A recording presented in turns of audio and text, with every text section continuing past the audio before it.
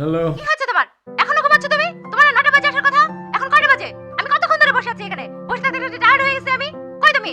ও ও মানে ফাজলামি করো তুমি আমার সাথে। তুমি কি আমাকে হাতের পুতুল মনে করছো? আমি কি তোমার জন্য সারাদিন বসে থাকবো এখানে? একটা থাপ্পড় দিব তোমাকে আজকে হ্যাঁ পাইলে। আসতেছি। আসতেছি মানে? আসতেছি মানে কি? তুমি 10 মিনিটের মধ্যে আমার চোখের সামনে আসবা, ঠিক আছে? হাই। হাই দিবা না। হ্যালো। হ্যালো দিবা না, তুমি কিচ্ছু দিবা না আমাকে।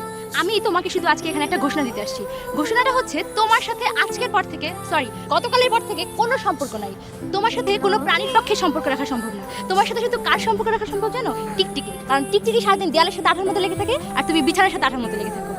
তোমার এখানে আজকে আসার কথা ছিল 9টায়, এখন কয়টা বাজে? এখন বাজে 12টা। তুমি রেগুলার আমি এখানে স্ট্যাচুর মতো দাঁড়িয়ে থাকি, আমি এসে চুপ, একদম কথা বলবো না। আমি এখানে স্ট্যাচুর মতো দাঁড়িয়ে থাকি আর তুমি প্রতিদিন দেরি করে আসো। তোমার সাথে যখন আমার রিলেশন হচ্ছিল তখন আমার বন্ধুরা আমাকে বলছিল তুমি হচ্ছে একটা গুড ফর নাথিং ছেলে। বাট সরি, তুমি গুড ফর নাথিং না, তুমি হচ্ছে একটা টিকটিকি। বুঝতে পারছো? হাসবা না। সরি টু সে, হাসলে তোমাকে গাধার মতো দেখায়। এতদিন বলি না, তোমাকে আজকে বলতেছি। আর এই যে তোমার সব গিফট, এর মধ্যে তোমার teddy bear, drawing book, eraser, drawing pencil, sharpener, সব কিছু আছে। আর দাঁড়াও, আর এই যে তোমার সিম, টক টাইমটা দিতে পারি নাই, পারলে ওইটাও দিয়ে যেতাম। আজকের পর থেকে, সরি গতকালের পর থেকে তোমার সাথে আমার আর কোনো সম্পর্ক নাই। তুমি আমার সাথে আর কোনো প্রকার যোগাযোগ করার চেষ্টা করবে না। কথাটা মনে থাকবে তোমার? বুঝতে পারছো? চুপ।